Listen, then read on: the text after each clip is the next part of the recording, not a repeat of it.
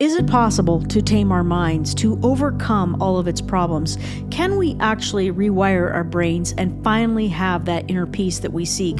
Today, I want to talk about how through mindful-based practices, combined with self-compassion and a deep, sincere desire, we can change the thinking patterns of our neuroplastic brains. So please join me today as we go beneath the surface and into the very root of our struggle and see how it gives rise to our persistent anxiety. And if you are here today, you want to experience this lasting change. You want to experience freedom. So let's get into it. But first, welcome. I'm Jess, and you are watching Living Free. Have you noticed whenever you feel a sense of struggle, if you look really close, you can see that you are also resisting life in some way. It's like you are experiencing a contracted no in your body and mind. No to life. No to how things are. Pushing nonstop against experience. It's that tightness, that contraction that never seems to subside. We're tired and we are weary, but we just don't know how to stop. Accompanying this is a troublesome thought story that seems to be automatically created. We feel sort of utterly helpless to it. This keeps us in a mental timeline, situated in the past and in the future, even though we are only always here. We seem to have no conscious contact with the immediate present. Our attention is completely projected as the chaos of the mind. Our attention jumps from the past to the future. It's all over the place. Nothing seems to make sense. It's just confusion. And meanwhile, our bodies are experiencing all the symptoms of anxiety. And even if we do find some temporary relief through a distraction of some sort, it's still there. It's just under the surface, ready to bring mental mayhem without a moment's notice. Now, I'm currently going through the book Mindsight by Dr. Daniel J. Siegel. And Mindsight is defined as a kind of focused attention that allows us to see the internal workings of our own minds.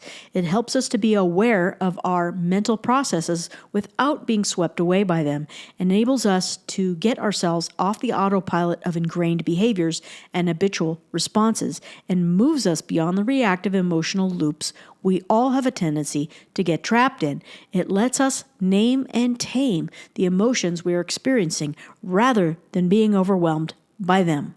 So when we pay attention, we can see when our thinking has caught us. We can notice when we are caught in the troublesome ruminations.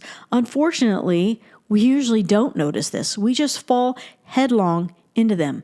Peace and calm seem non-existent, and we are once again lost in the timeline of our personal problems. There seems to be no here and now.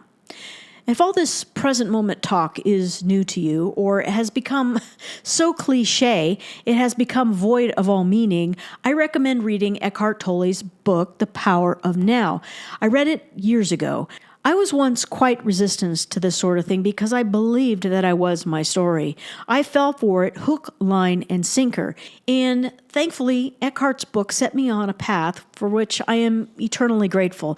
The premise of The Power of Now is that we can experience peace in the present because that is the only thing that is real. The now is the only reality. This is not something new age or weird. I used to think that. What is so strange about now? I promise you, when you get a true sense of now, you will find that the more now moments you string together, the more peace and the more calm will be experienced.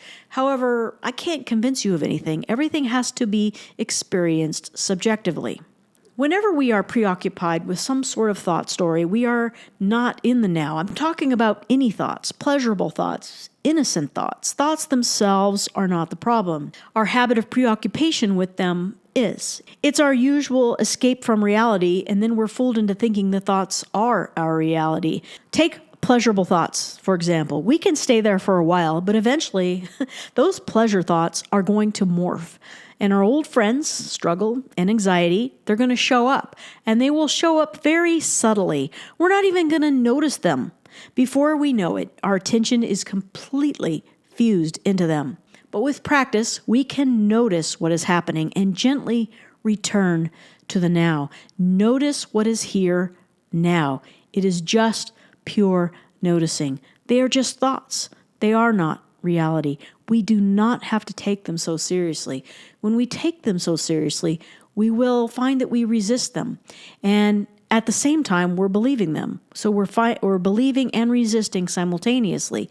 And we can never seem to find relief as long as we have this tension around them. We don't have to buy into the thoughts. So when it comes to taming our mind, we will quickly realize that we can't rigidly force our minds into submission. We have to make friends with the mind. It is accepting the mind for what it is. The mind is simply an aspect of us. It's not our totality. We can't beat it into compliance. We treat it gentle. You could look at it like this. Like when humans try to tame a wild animal, like a horse, for instance. The only way it works is with gentleness. Harshness is unproductive, and our minds just don't respond well to it. With practice, though, we can learn, as Thich Nhat Hanh said, to smile and to breathe and to go slowly in the taming of our mind. You could think of it like this. It's like the wild aspect of our mind is the youngest part, the part that was formed by conditioning, by habituation, and all the childhood downloads. The more ancient part of us is our true nature, which has an inherent wisdom. And if you can get still enough and you can pay attention, you can feel the yearning it has to be experienced more fully within us. It's sensed as something deep, something more mysterious, something that the thinking mind can't grasp onto. As this wild mind learns to calm down, it becomes softer. It becomes more pliable. As we treat it patiently and compassionately, it begins to transform. We start to see that all of our problems and obstacles were created in this wild mind. That wild part being that which only knows how to operate according to the conditioned neural pathways in the brain. We are perceiving life from a problem-oriented stance. We didn't know better, and that's okay. This wild mind created problems out of nothing. When we start to see this, instead of relating to the alleged problem by going into the story of it, ask yourself, what is the lesson here? How true is this problem? How can I learn and grow by seeing the truth? Every moment is an opportunity to learn something. It is not the answer that enlightens, but the question. So then, are we using the mind? Or is the mind using us? The tamed mind is a beautiful instrument, but when left to its own devices, the wild mind, well, we know it gets into all kinds of mischief. It takes over your whole body, spinning all sorts of stories and making us believe that they are real. Detach for a moment, becoming present. Don't join in on the problem. You're going to immediately recognize what's happening. Step back, observe, and see what happens. Don't rejoin the problem. Keep stepping back. Keep looking. Eventually, you may ask, who is looking? Who is witnessing?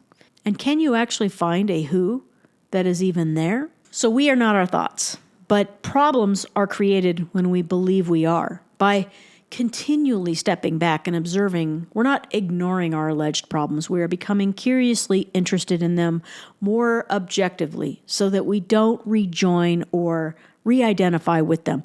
That's how we can look honestly at what's happening within us. This wild, untamed mind is built out of habits through years of habituation. It's conditioned to be this way, repeating the same patterns over and over, and it can only operate according to the neural pathways it has grown. But because our minds have neuroplasticity, they can literally be rewired by constantly countering, not resisting, the habituated pattern. So if we stubbornly think that we can't change, well, that's a false belief. We can absolutely change our minds, but all of this starts with constantly stepping back and noticing as the observer. You might think that your second nature includes all the habits of anger and judgment, of being critical and unkind, maybe reactive and cruel, selfish, whatever it is. These are all the outward manifestations of a lost and untamed mind. We know this is where a sense of problem comes from. Don't fool yourself that it is permanent and that it can't change, but it depends on your level of honesty and sincerity to do so. So remember, this is your second nature, but what is your first nature? When we are lost, we don't even realize that we have a first or original nature. That's because we've completely forgotten about it. We have a hard time believing that there is any part of us that is pure and whole. What do you think you were before all the conditioning and before all the habituation? It's that part of you that wants to be remembered. It's that part of you that wants to be happy and experience life with a sense of wholeness and a sense of completeness. It's that part of you watching this video. It's the truest aspect of ourselves. Let's reconnect with that. We are not the problem-oriented mindset that is simply learned patterns of the youngest part of our mind. We can tame it, and we can bring it into alignment. We can bring it into balance. Trusting in our true nature will allow us to rest and experience more unity with the flow. So we do this by consciously connecting with that part of you that is taking a sincere interest in becoming whole.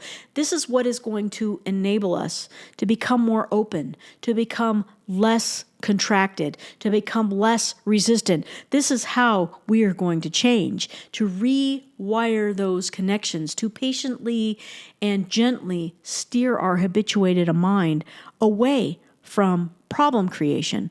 We do this over and over and over again until it is no longer our default nature. So, my friends, slow down, become still, pause here, pause right now, create the space to be able to observe your mind. This is where transformation begins. We may even experience gradually a profound shift. You may experience a dropping away from the identification with the story that you have lived by for your entire life. Those old thought stories, the problem-oriented mindset, and those habitual patterns, well, they begin to loosen their grip on us. The tether starts to be cut. Our attention is now coming from our hearts.